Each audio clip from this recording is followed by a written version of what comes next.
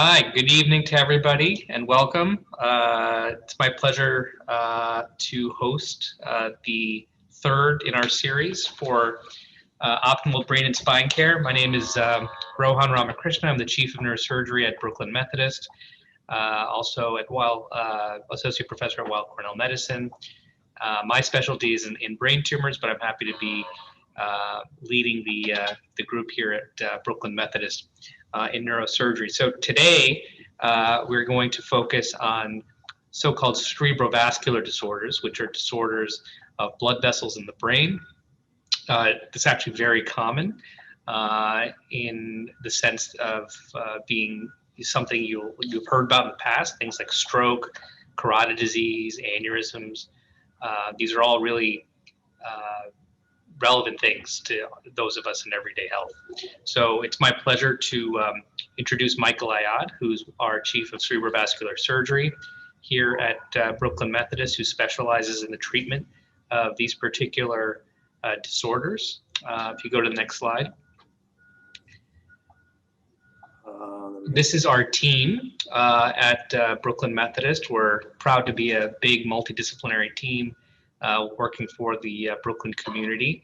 And it's not just, we don't work in a vacuum in neurosurgery. We work with key members of our other specialties, including neurology, rehabilitation medicine, ENT, ophthalmology. It's really a diverse team, and we're fortunate to have great staff here at Brooklyn Methodist.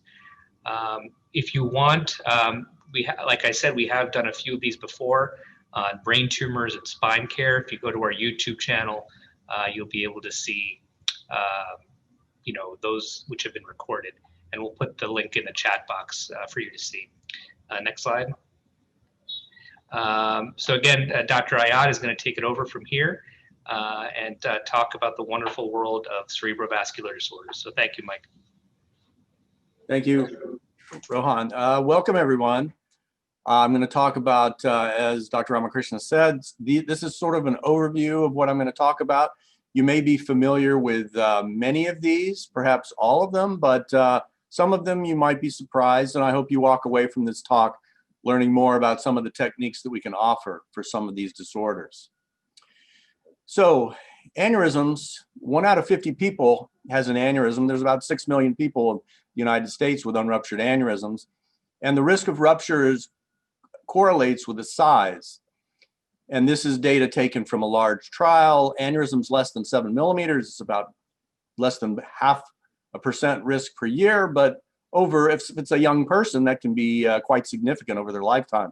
And as you can see, this increases. However, there are some locations which are much lower risk for a given size of aneurysm.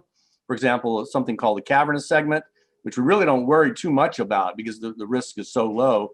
And then those in the posterior circulation, on the other hand, much higher. And posterior communicating artery aneurysms are considered, even though they come off the internal carotid artery. If an aneurysm has multiple lobes or is irregular, we worry more about them. If somebody has a family history of hemorrhage, that definitely increases that patient's risk of an aneurysm rupture. So this is what's called a relatively narrow neck aneurysm. This is the neck of the aneurysm, and when we treat with coil embolization, this is an aneurysm I treated a number of years ago, this sort of contains these platinum coils inside.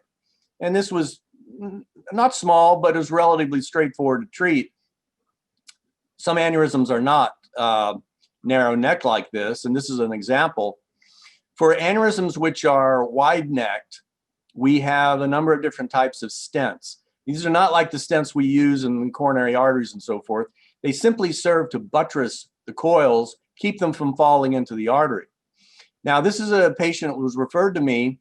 She had a previous hemorrhage in 2001, and this aneurysm was coiled. You can sort of faintly see where these coils are here, and she had a recurrence. So this is what's called the tip of the basilar artery. Now, as most of you may know, there's a posterior communicating artery from the carotid artery, which connects with this, this part of the posterior cerebral artery. And if I were to treat going this way, I would have had to put 2 different stents to protect both of these arteries. So what I did is I went down this posterior communicating artery and put a stent across from here to here, and then came up the vertebral artery and put coils in this way. And this was the final result, and that worked out nicely. Now, there is another type of stent that's been available for about the past 10 years. And the one that came out first was called a pipeline, and there's others now. They're a different animal. They are not meant, they're meant to be used alone. And the idea is that this stent is placed inside the artery. It's very tightly braided. It allows blood to flow through it, but not across it. Now, it doesn't work immediately. It slows blood down into the aneurysm immediately, but it takes time because it needs to be coated by the normal lining cells of the artery. It can take 6 months to be completely occluded. It can actually take longer. And a patient has to be on antiplatelet agents like aspirin and Plavix or Brilinta to keep blood cells from sticking to the stent. Now, they work quite well, but it is important to stay on those medications for 6 months. Now, this is an example of a giant aneurysm. It was an 81-year-old Chinese woman who had a syncopal spell. And so she was found to have this very large aneurysm. It was a total incidental finding, but quite high risk for rupture.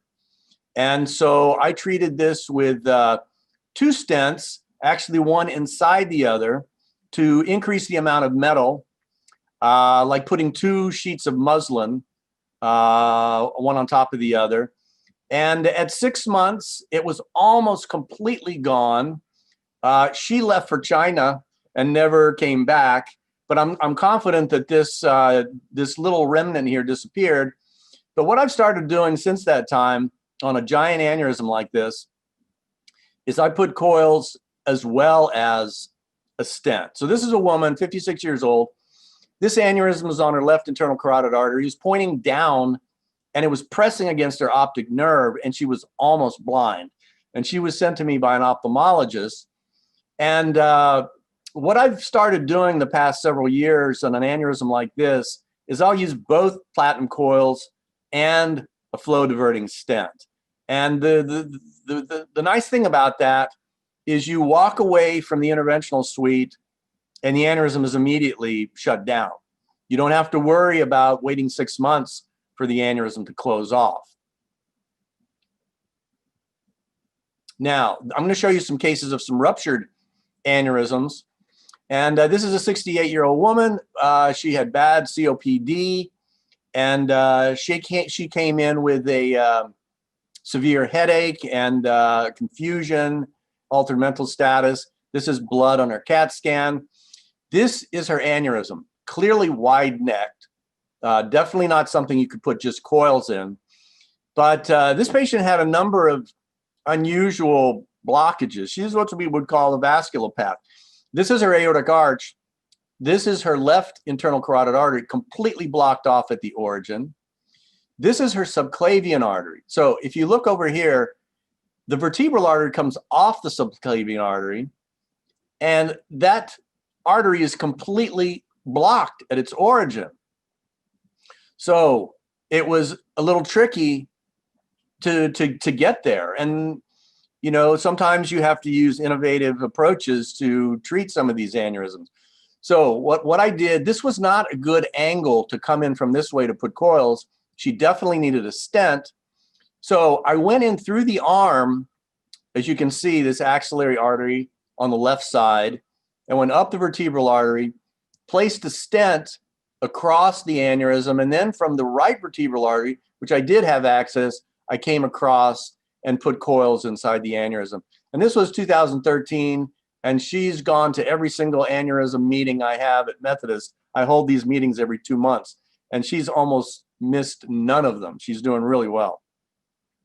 This is a 34-year-old male. He was at work, and he suddenly lost consciousness, and he had a very poor exam when he was brought to the emergency room. He had to be intubated. And this is his CAT scan on the left. This is the blood, the whitish here at the base of the skull. And this is a treacherous, tiny little aneurysm. These tiny aneurysms are, in my opinion, often higher risk to treat. To get to this surgically is very difficult. This is right next to the brainstem, and this is what we call a blister aneurysm. It's like a pimple, and it's like tissue paper, and it is very easy to pop it. And so placing coils in this was really, in my opinion, was not an option, because I felt like the catheter would certainly perforate it. So the way I treated this, the company that made these devices took some interest in this particular case. So they made these illustrations for me. And there's kind of an unusual anatomy. This little connection here is called a fenestration. And the way I treated this was to use a liquid material that solidifies, but I had to put these 2 stents to keep it in place. And so what I did is I placed these 2 stents here. It's like a wishbone. And then I passed a little catheter right into the base, basically into this connecting segment where this aneurysm is, but not actually in the aneurysm itself, because again, I didn't want to perforate it. Placed 2 balloons to seal off, completely seal off these edges, and then injected a drop of this little glue called Onyx HT500. And it was a pretty high-risk procedure. It worked. This is the little dot of the glue, and this is a side view of the artery, and it's gone. And at 2 months, he did wonderfully, this man, and walked into my office, and he's intact at this time, 2 months later. This is another tricky one. 76-year-old woman, acute onset of severe headache, nausea, vomiting, similar. A lot of blood here. It's a tiny aneurysm. The tip of this pen, this is the size of this aneurysm. And I had some trepidation about putting coils in it, but there was really no other good way of treating it. This wasn't a great case to clip. It's a pretty significant exposure to get to it. I managed to get 1 tiny coil in, and I got a nice result. And this, she had a rough time for about a month. This is 2.5 months after her hemorrhage. She walked into my office, and she's doing quite well. So this is a case. This is a 54-year-old woman who came in. She was comatose, essentially, required intubation, couldn't move the left side, had a large blood clot in the brain itself. This is what's called a CT angiogram. You can see the aneurysm here. And she needed a craniotomy to remove this clot to get down to this aneurysm. This is not a pit photo of her particular aneurysm, but I included it to give you an idea of what clipping is like. This is the jaws of the clip. It's placed at the base of the aneurysm. You can see the clip on this is an X-ray on the side after we just closed the scalp. And this is her angiogram, which I did the following week. And it's very hard to see. This is the shadow of the clip, but this is where her aneurysm was, and we got a nice result. And she ultimately made a very nice recovery. So this is a 7-year-old child. This is actually when I was at Vanderbilt doing my fellowship. I did my fellowship there, and then I stayed on as an attending, and this was when I was attending. He came in comatose, paralyzed on the left side, and this is an unusual condition for a child. And he had a hemorrhage here in the right frontal lobe, and this is his angiogram. He has a condition which I'm going to talk about immediately after this case. It's called moya moya. And he had actually 2 aneurysms here. And these arteries are too tiny to advance a catheter to put any type of coils in here. And I did the angiogram, and I was waiting for the brain to cool down for about a day or 2 before I took him to surgery. And he rehemorrhaged. And in the middle of the night, I took him to the operating room and took out the clots, place 2 clips, and this is a highly abnormal anatomy. These are not normal vessels. These vessels have sort of shrunken up into nothing, and I'll show you on the next slide why this happens. And so I was able to place the clip, and he made a remark. The kids bounce back. You know, it's well known that a child can tolerate, you know, trauma and hemorrhages and things like that better than adults can. He bounced back, and then a month later, about a month and a half later, I used this artery in the scalp to augment the blood flow to this side of the brain. So again, this is called moya moya. It was really elucidated by a Japanese surgeon named Suzuki, and there's different stages. It can progress. It can progress quite rapidly as a child, and the main arteries of the brain become tiny, and the supply to the brain is taken over by what we call these little collaterals. And these collaterals on an angiogram look like, it was thought to look like a puff of smoke. And that's what moya moya means in Japanese. And this is a surgical disease. There's no medication. This is an 18-year-old woman who, she had had episodes of numbness in her left hand, and she came with to our hospital with a stroke on the right side. And this is a MRI. You can see this diffusion abnormality here. And these vessels, these main vessels, her distal internal carotid artery, middle cerebral artery, have withered away into practically nothing. And this is the right side. This is the left side. And this below is her vertebral artery, which is not supposed to supply this territory, but in her case it was. Now this is an artery called the superficial temporal artery. It's in the scalp. And this is a pretty standard operation for this entity. There's 2 ways to do it. You can take this superficial temporal artery, you can feel it. If you put your finger just in front of your ear, you can feel the pulse of this temporal artery. And it can either be dissected out and cut here and attached directly to the brain, to the artery in the brain, or you can do something like we did in this next slide. It's called an indirect bypass. And this is the temporal artery. It's dissected out from the rest of the soft tissue. I remove the bone, and then I open the dura, and this is the brain. And then there's a membrane called the arachnoid, which I open. It's important to do that because you want spinal fluid to be exposed. You want the middle cerebral artery to be exposed. This artery is anchored down to the arachnoid right on top of the middle cerebral artery. And it takes months, but this artery will allow new tiny vessels, sometimes not tiny, sometimes they're pretty substantial, to grow in and augment the blood flow to the middle cerebral artery territory. When I do this operation, I use a technique where I inject a dye. Actually, the anesthesiologist inject the dye intravenously, and using a special lens on the microscope, we can see the blood flow in the artery, and it confirms that this artery is nice and open after the operation. I put this little piece of bone back. I bevel the edges to make sure it's not pinching off the artery. You see it's going down underneath the bone, coming back up. This is her about 2 weeks afterwards. And after this operation on the right side, a month later, I did her left side, and she's done terrific. I'm going to move on to something called arteriovenous malformations.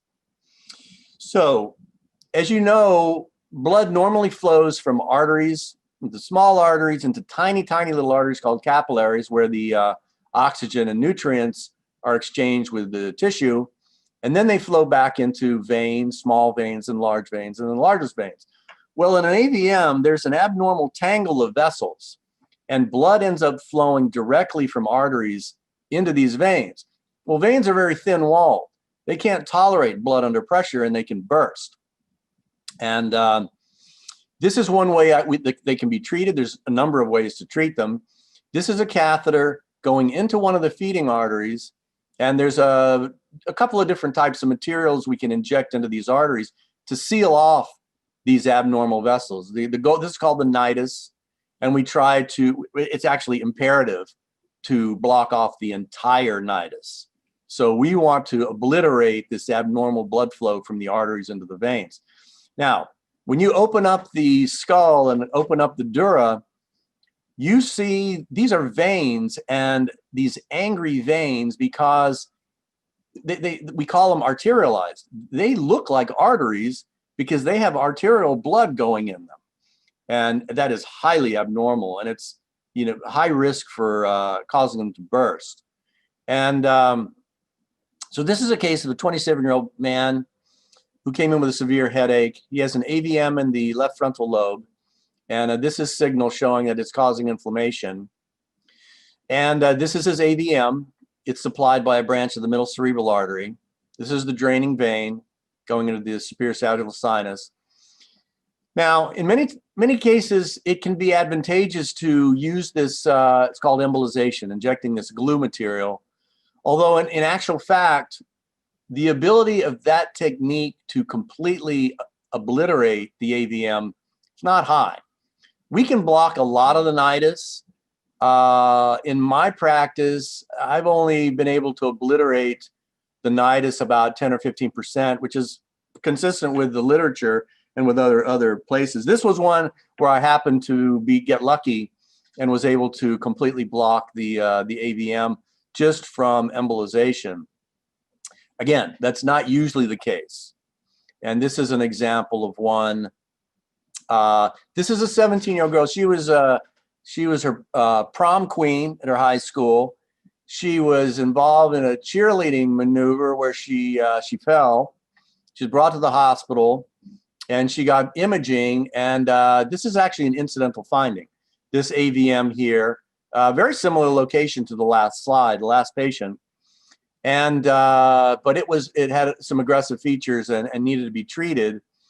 And these can be, to remove these surgically is an excellent technique, but when you remove it surgically, they're very high flow. If you nick this nidus, they can bleed. You can lose a liter of blood in a minute. And so it's nice to embolize. I embolized one stage. I injected onyx to kind of slow down the flow, and I took her to the operating room the next day and was able to resect it. And this is the nidus, and you can, the picture is a little dark, but you may be able to see the black material in some of the vessels. That's the onyx. And this was quite straightforward to take out because the onyx helped, it made it easy to remove. And this is her the day after surgery. She did really well. And she went home the second day after surgery. And this is a technique I published with some colleagues and when I was in my fellowship at Vanderbilt. So some AVMs can be very tiny, and when you this is a technique to be used for ones that need to be removed surgically, but are very small, and they're below the surface of the pia, the surface of the brain. And although we have techniques called stereotactic guidance to guide us to lesions in the brain, if an AVM is too small, it's very hard to see on those techniques. So this technique where I do an angiogram in the operating room, and this is called a roadmap, where it shows in white the blood vessels. This is the nidus, and it allows me to take this loop of wire while directly under fluoroscopy, and I can move it until I see that it's directly over the nidus. And that allows us to, this happened to be in the motor cortex, and you do not want to go rooting around in the motor cortex. You know, it's very eloquent tissue, and so you want to go directly to that. And so this is a technique that helps to get there. I'm going to move on to a cousin of AVMs. It's called Dural Arteriovenous Fistula.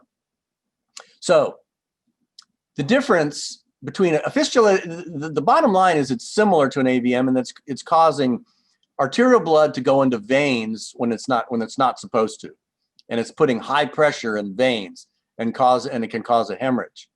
And you can see the arteries typically run in the dura, which are the meninges that surround the brain. And they can go directly into these large veins called the sinus. And sometimes what happens is these arteries, these abnormal arteries, they go directly into the vein. This is the sinus. This is like in the center of the brain. It's a very large vein, the size of your pinky finger. But sometimes these can go directly into a draining vein. And the problem is it makes blood go in the reverse direction.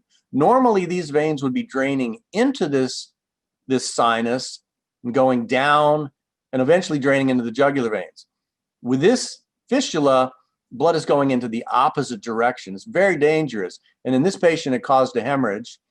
This is the angiogram of the external carotid artery. These are vessels that do not normally go to the brain itself, but in this case, they were going into the sinus. And then this is a backwards drainage of a vein. It's called the straight sinus. And this is what caused the hemorrhage. So I did one stage of embolization to this, it's called the middle meningeal artery.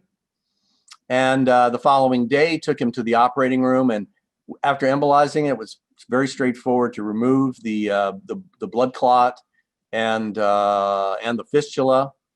And this is after the craniotomy and after removal. And 2 months later, I did an angiogram. And all these arteries which had filled the fistula before are gone, and that's the idea. Okay, so there's a similar, it's something called a carotid cavernous fistula. Same problem. Arterial blood going directly into the cavernous sinus. Now, this is the cavernous sinus. This is the skull base. This is the pituitary gland. This is the optic chiasm. This is the carotid artery on both sides. It travels through this cluster of veins. You can see these trabeculae, but it's like a sac of a collection of veins on both sides. And a carotid cavernous fistula is when arterial blood goes directly into this sinus. And one of the first things it generally causes is redness of the eye, because it's causing backward flow in this large vein, superior ophthalmic vein, going to the eye. And can often cause double vision, and it can cause the eye to protrude, and it can cause blindness if not treated, and it can cause many other problems as well. Now, there's several different types of carotid cavernous fistula, and this is one type where, as this artery is coursing through the cavernous sinus, there is a hole in it, and that can happen like this. And blood is flowing directly from the artery into the veins, causing high pressure. This can happen from an injury, can happen, occasionally during pituitary surgery. This artery can get nicked, or there's sometimes an aneurysm here can cause that. And this is an example. 67-year-old man, he was assaulted. He had a traumatic brain injury. He had all the classic symptoms of a carotid cavernous fistula. And when the blood flow comes directly from the carotid artery, it has a classification that's called type A. This is the angiogram. This is a ruptured aneurysm, and it's within the cavernous sinus. This is backwards flow in that vein going to the eye, and it explains all of these eye symptoms which he had. So what I did in this case was sometimes we go backwards through the vein. In this case, because this was ruptured, I was able to pass a catheter directly into the cavernous sinus, place coils, and then the pipeline stent, which I showed you previously, I placed that into the carotid artery to make a seal, and his symptoms disappeared over a matter of weeks. And I did a follow-up angiogram. You can see the shadow of the coils. Pipeline stent is here, and the artery is reconstructed, and that communication was gone. Now, this is a case I did at Vanderbilt. This is a special ops officer, and he was flying. This was the time of the Iraqi war, and he had this 2-month history of progressive. He couldn't fly anymore because he had an abducens palsy, a double vision, and you can see his eyes here, worse on the right. His ophthalmologist said he had elevated intraocular pressure, And these are angiograms from actually 4 different arteries, both sides, both external carotid arteries, both internal carotid arteries. You see this cavernous sinus filling. And that pressure in the cavernous sinus was pushing on his 6th cranial nerve, causing the diplopia. And it turned out that none of these arteries were large enough for me to get a catheter into to place any material to block off that connection.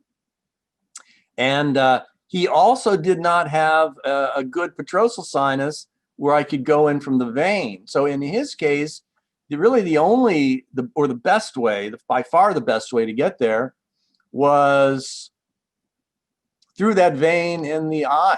And so I had an ophthalmologist make an incision just above the eye, expose this vein, which I told you about, superior ophthalmic vein, was able to pass an introducer into that vein. And through that, it put a catheter into the cavernous sinus and placed a number of coils and this embolic agent onyx.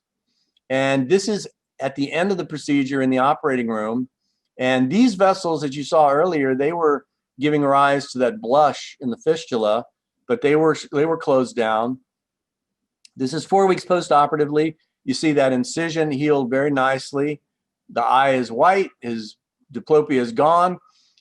After this, he served 3 more tours in Iraq in the war, was able to get back to normal. I'm going to move on to carotid stenosis.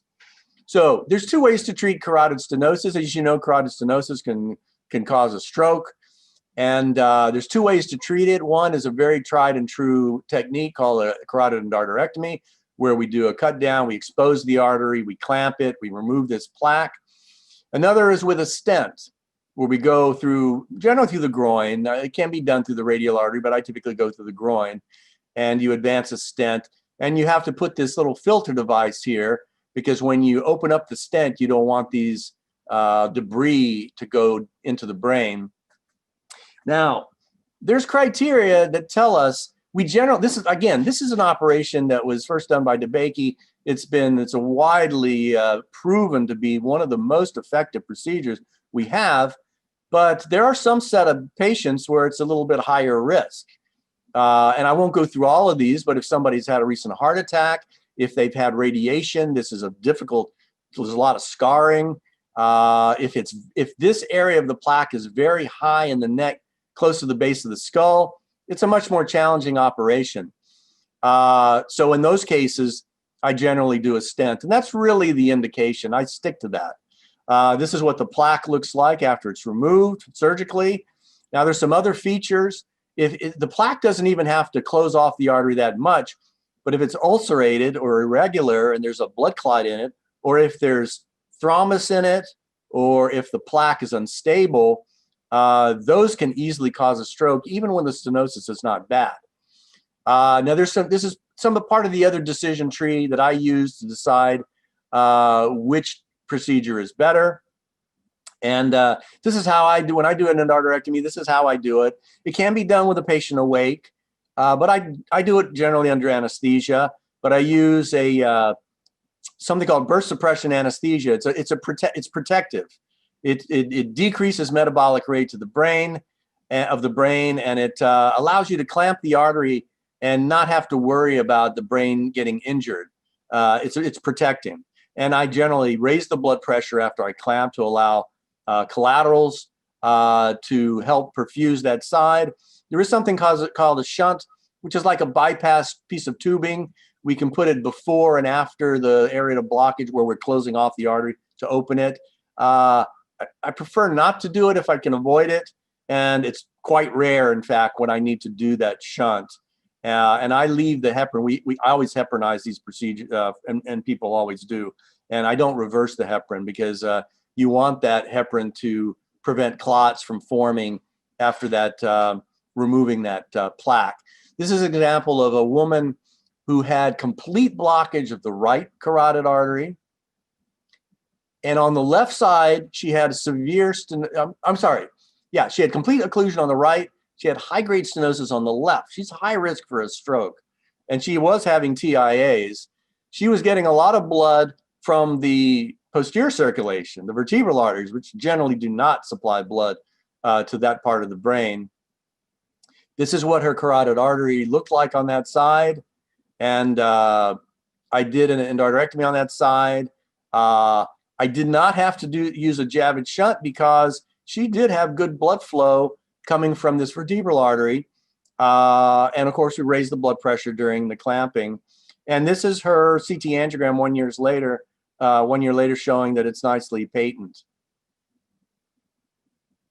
So this is a patient who was a candidate for a stent. This is a recent case a few months ago. 71-year-old smoker, high blood pressure, who came in with a sensory loss on the right side. This is in the postcentral gyrus in the sensory area of the brain where he had a stroke. And he had very high-grade stenosis here. And it turned out that this was high in the neck and would have been more difficult, more challenging for an endarterectomy. So when we do this, this is the filter, the protection device that I mentioned. So you can see here, the first thing you do is you pass through here. This is closed in the closed position through a tiny catheter when you do it. Pass this filter high up in the carotid. That's the first thing to do. And then only after that's in place, place the stent. And then recapture this filter, remove it, and leave the stent behind. Now, this is a very new technique, and I received training on this. I haven't had a patient that met criteria yet, but I'm looking forward to doing it. Now, sometimes we have patients that are such vasculopaths that not only do they have a carotid that's very high and not good for an endarterectomy, but they don't have any access. They may have blockages in their femoral arteries that don't allow you to get there. So this is a technique where you actually go through the carotid artery, and you have to meet certain criteria. There has to be a certain distance between the clavicle and the entry site. You place a short catheter here. This is where the blockage is. And the beauty of this technique is you don't have to put a filter across that dangerous blockage. What happens, you reverse flow. You allow blood to flow backwards, and it goes into the femoral vein. And so any debris, as you're working on the narrowing, flows this way into the femoral vein, and then that's harmless. It gets filtered out by parts of the lung and never gets to the brain. And this is called TCAR. So there are other situations where a stent can be useful. This is a 62-year-old man with dizziness, near syncope, had a lot of atherosclerotic risk factors. Now, this is his vertebral artery on the right. Now, I want to point some things out. This is his angiogram. This is an artery called pica. It's an important artery that supplies part of the brainstem and the cerebellum. It comes off the vertebral artery right here. Now, normally, both vertebral arteries join here, right next to the medulla. And so if you have a blockage here, the other artery could cross over and supply this pica. This gentleman did not, beyond his pica, his artery he was born this way. It's almost aplastic, meaning it just doesn't exist. So it's isolated. There's no collaterals to supply this artery. And this is what his vertebral artery looked at its origin, which was scary. It made him very high risk for what we call a pica stroke. And so this was a candidate for a vertebral artery stent. For this, I use a coronary stent, which is a balloon-mounted stent, which is nice. It's a little smaller than the carotid. It's a bit small, quite a bit smaller than the carotid stents, but it's advanced from the subclavian artery into. You cross here, you inflate the balloon, and as you inflate the balloon, it opens the stent. You take out the balloon, and that's the final result. Now, this is a case of a dissection. So what this man, he's a 64-year-old man, he was working on a ladder. He fell. He fractured his second vertebra, and he needed a fusion. to prevent, it was unstable. So he was at risk for injury to his spine. And one of my colleagues, who's a very good spine surgeon, was putting a screw, and you can see this on this x-ray, you can see the screw, and it nicked the vertebral artery. And he encountered brisk bleeding from the vertebral artery out of the channel where the, so he left the screw in place, it stopped the bleeding, but the artery was injured. This is his angiogram. It's almost looking like a bite out of the vertebral artery. And this was his dominant vertebral artery. So his other vertebral artery on the left side, on the right side, was not providing adequate blood flow. So I did not want to completely block this artery. Sometimes we have the luxury of being able to do that. Could not do that here. So this was a case where it was a perfect candidate for that type of stent I talked to you about earlier, pipeline stent. So I was able to cross this area, place the stent from here to here, and reconstituted that segment that was damaged. And this is what it looked like. And he had a really, really nice recovery from all of this. Is back to his normal activities. I'm going to move on to a procedure we do for strokes.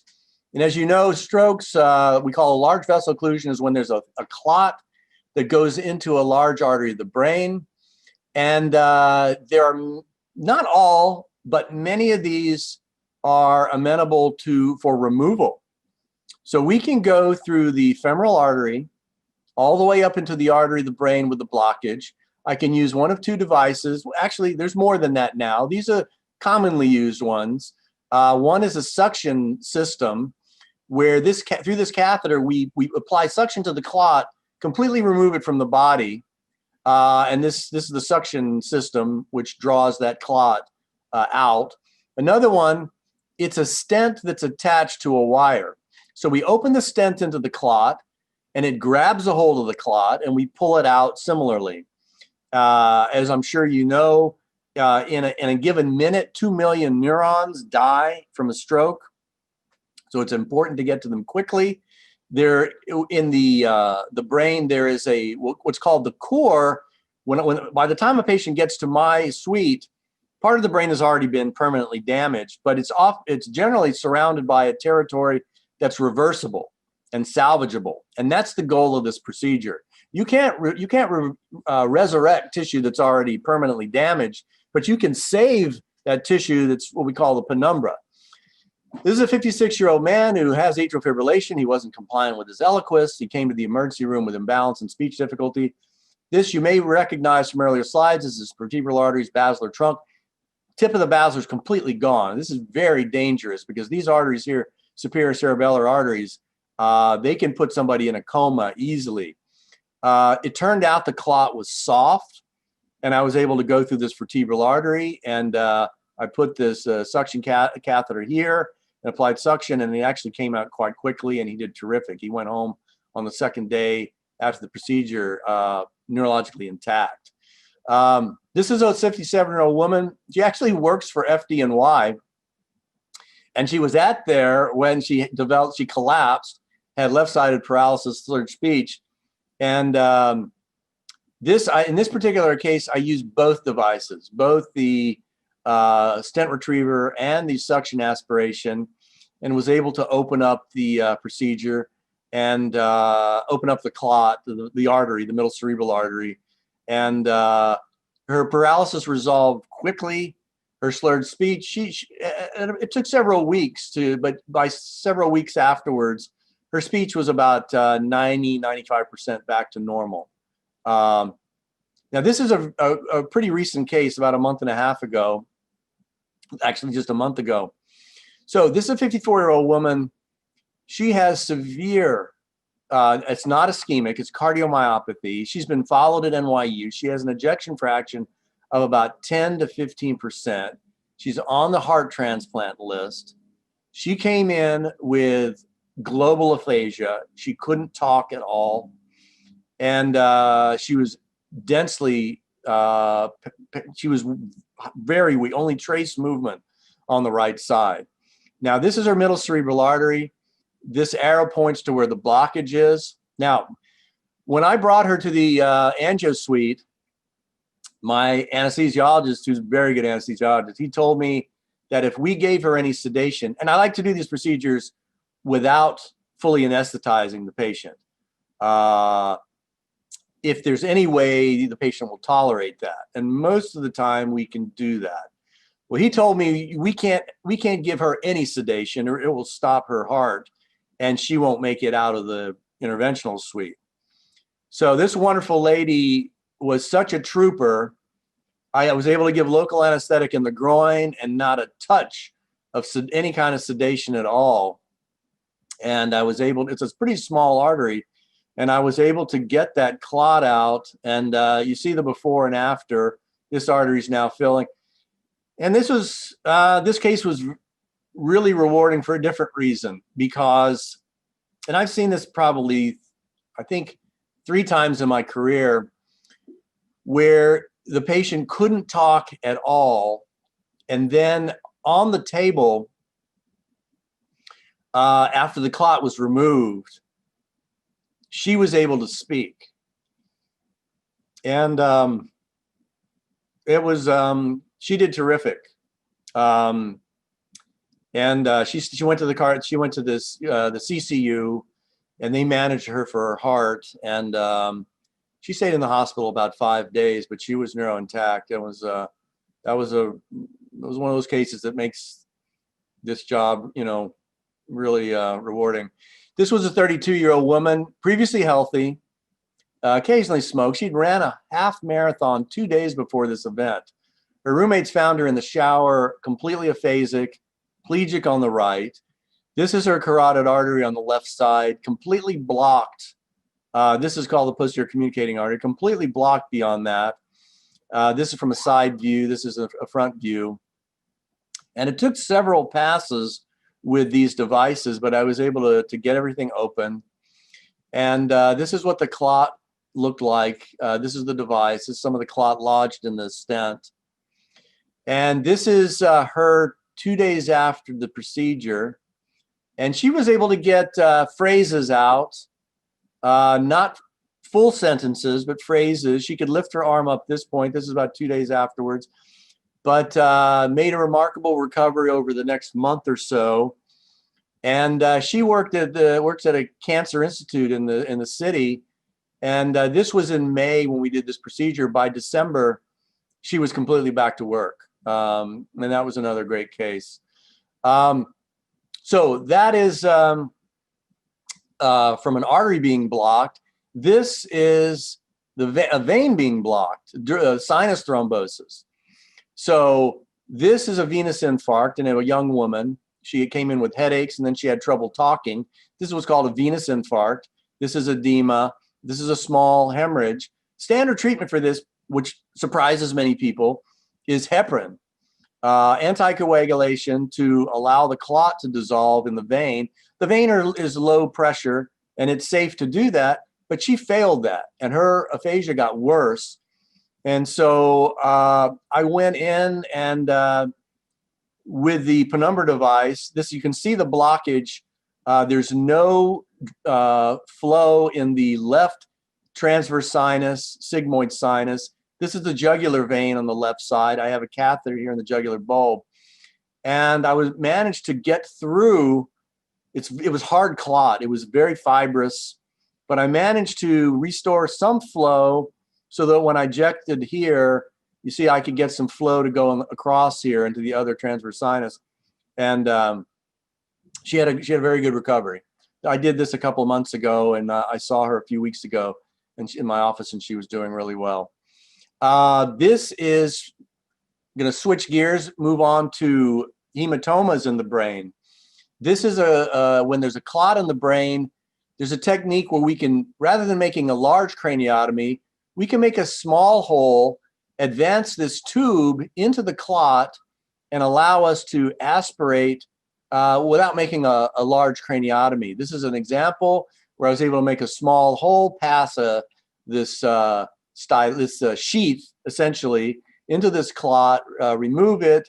I put a ventricular drain here. It's a 73-year-old man. This was also a recent case. was able to get the clot out. It kept us from allowing this to swell, because without this clot removal, he probably wouldn't have, the swelling could have been tremendous. And so this was the right thing to do for this particular patient. I'm going to move on to a different entity called Pseudotumor cerebri, also known as idiopathic intracranial hypertension, which ophthalmologists see, neurologists see. It's when the intracranial pressure in the brain is high, and it can cause blindness, papilledema, and it's often diagnosed with a lumbar puncture showing that the pressure is high. Well, we have found that when this transverse sinus is narrow, it can cause pressure to elevate and cause many times, not all, but many times, it is one of the causes of pseudotumor. And we now have a technique where we can open up this narrowing in the sinus using a stent. And this is an example. And the way this is done is to measure pressure. If this is responsible for the patient's intracranial pressure elevation, there should be a difference. When we put a catheter here and measure the pressure, it should be much higher than we measure down below. And this is from an article where the pressure here was quite high, 33 millimeters of mercury higher than here. And when the stent was placed, it dropped down to 5. And I look forward to doing this procedure at Methodist for this type of patient. This is another new technique. This is a subdural hematoma, acute on chronic.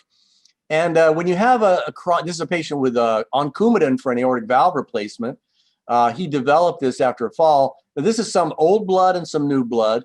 Now, these blood clots here on both sides, they're surrounded by a membrane that is hypervascular. And when you evacuate it, one of my colleagues drained this, but still fluid reaccumulates. And it's because these membranes that surround the clot are very vascularized by this middle meningeal artery, and they weep fluid into this collection, and they cause it to recur. So this technique is where I guide a catheter. This is a case I did less than a month ago, and guide a catheter into the artery that supplies the membrane that surrounds this clot. This is the middle meningeal artery.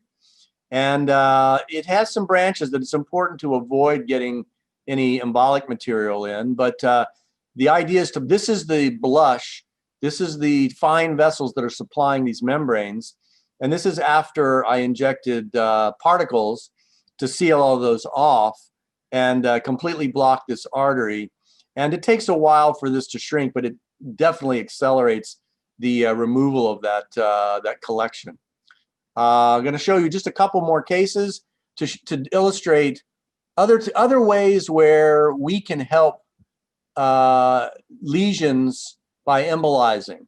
So this was an oncologist who actually tripped and fell, and he lacerated his part of his face. A plastic surgeon here treated him, but he developed a couple days later profuse bleeding from his mouth.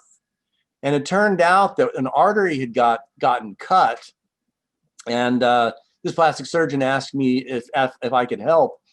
And what had happened here is this is a facial artery, and it's giving rise. It's called a varix. It's a blown out vein, and this area was leaking. And I was able to get into this artery going through the femoral artery, and completely place coils in, seal it off, and shut down that. And it helped him out tremendously. He didn't have any further bleeding. This is a similar case. And Mike, I'm gonna. I think we gotta stop because of time constraints. No I want to make sure we have time for questions. But that was a remarkable overview of cerebrovascular disorders. It was a true tour de force. I think, even I, to someone not enmeshed in this field on a regular basis, it's amazing to see the variety of procedures that can be done to really help patients with their, not just saving their life, which is obviously amazing, but quality of life as well. So, in the last couple of minutes, I want to open it up for questions. You don't have to have a question, obviously, but we're happy to answer. I'll just go through some of the ones that are already there.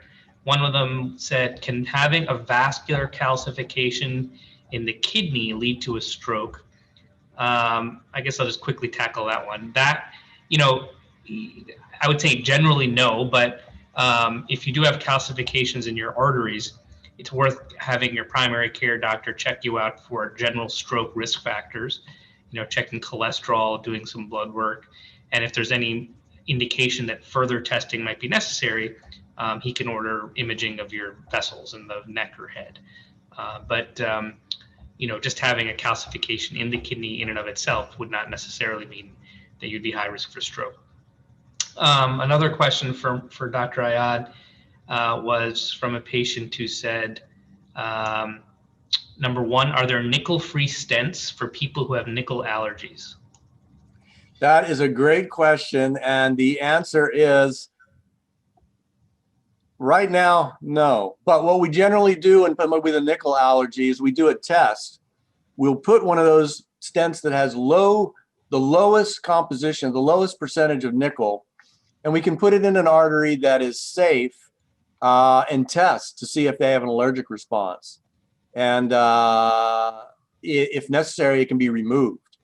For example, the temporal artery, the occipital artery. And but that's an excellent question, and I have been asked that before.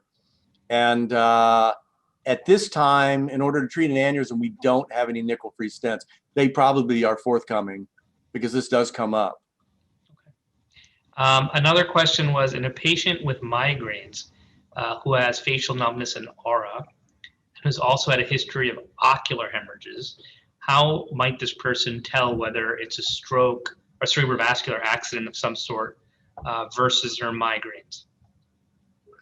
That would be, a migraine is a transient involvement of the arteries, and that patient definitely needs cerebrovascular imaging. And there's carotid artery disease. If it's anywhere below the ophthalmic artery and the carotid artery, it can cause, visual problems. And so definitely it's an MRA would be a start. A CT angiogram is an option. In some cases, if there's suspicion and the non-invasive test suggested, we might even do an angiogram, but that's an excellent question. I'd probably add to that, in some instances, it might be impossible to tell whether the symptom is from a stroke or from a migraine, because even some migraines, atypical migraines, can be associated with transient neurologic deficits. But if you're having your typical migraines that you are used to, then of course that's probably what it is. But if it's something unusual, certainly I would get more immediate medical attention. We have another minute. Is there any more questions before we wrap this up?